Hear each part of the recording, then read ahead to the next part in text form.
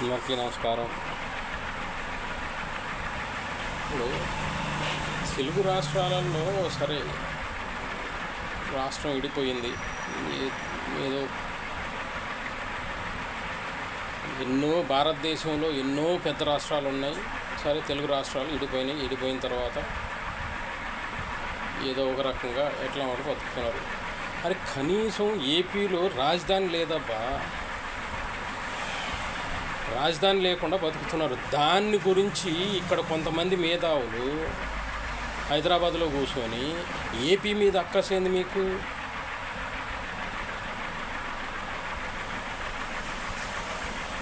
AP ఏం చేయాలనుకుంటున్నారు మరి ఏపీని? ఇంత చదువులు చదువుకొని ఉన్నారు, బుద్ధి ఉండదా మీకు?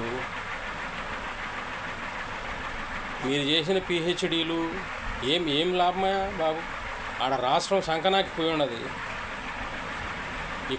ఇక్కడ గురించి అక్కడ ఎవరైనా మాట్లాడిరా? రాష్ట్రం విడిపోయిన తర్వాత ఎవరైనా విడిపోయింది, అందరం కలిసిమెలిసి ఉన్నాం. ఆ రాష్ట్రం అక్కడ సంకనాకి పోయింది. ఇంకా కూడా ఆ రాష్ట్రం కొంతమందితో కూడా కలుసుకొని ఆ రాష్ట్రాన్ని సర్వనాశనం చేయాలని మీరు ప్రయత్నం చేస్తారంటే ఇంకా మీ చదువులు ఎందుకు? మీ మేధావితనాలు ఎందుకు? ఏమి మీకంత ఏపీ అంటే ఏమి మీకంత కక్ష? మీకేమైనా చెడు చేసినారా ఏపీ ప్రజలు?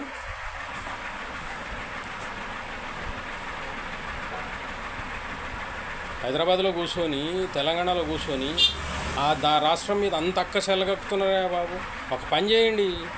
అక్కడ 5 కోట్ల మంది ఉన్నారు. ఇప్పుడు ఒక నాయకుడైతే ఆడుతున్నాడు వేషాలు.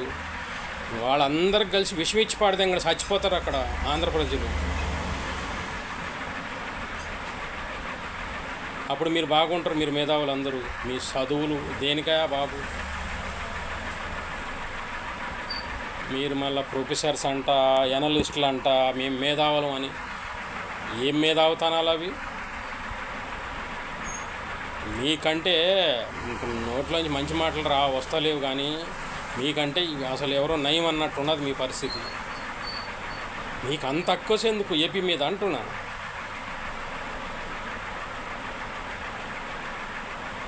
వాళ్ళు ఏదన్నా మీరు మాట్లాడాలంటే వాళ్ళు వేసే బిచ్చం, లేదంటే వాళ్ళు ఇచ్చే చిల్లర కాసుల కోసం మాట్లాడండి, కానీ ఏపీ మీద పడి మాత్రం ఏడవగాకండి.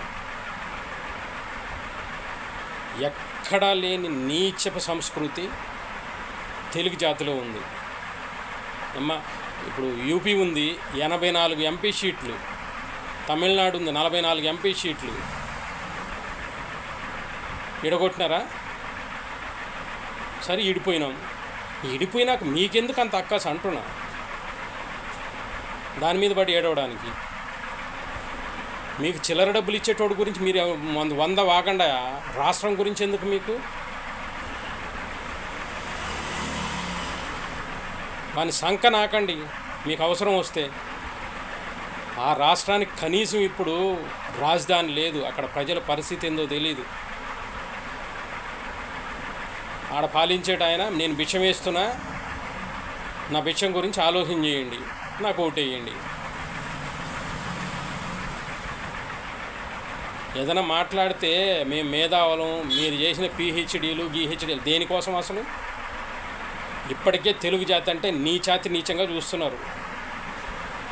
ఏ రాష్ట్రంలోనో ఏ భాషకు సంబంధించిన ఇట్లాంటివి ఉన్నాయా? మరి యూపీని ఇడగొట్టలేదు, మరి అక్కడ కూడా కొట్లాడుతున్నారు. ఎందుకు ఇడగొట్టినారు? ఇక్కడ కరెక్ట్ మనుషులు లేరు కాబట్టి తెలుగు రాష్ట్రాలను ఇడగొట్టారు.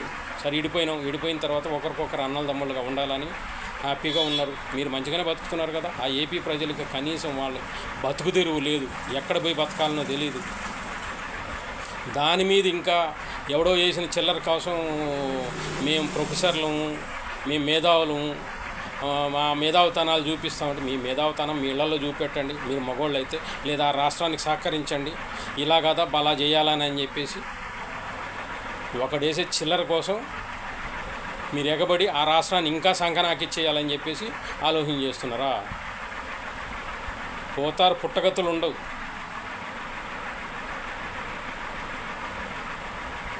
పుట్టగతులు లేకుండా పోతారు. పోయినారు ఇప్పటికే కొంతమంది. ఆ రాష్ట్రం మీద మీరు విషయం ఎంత గక్కుతున్నారంటే అంత గక్కుతున్నారు. ఏమి ఏపీ ప్రజలు మీకు ఏం నష్టం చేసినారు?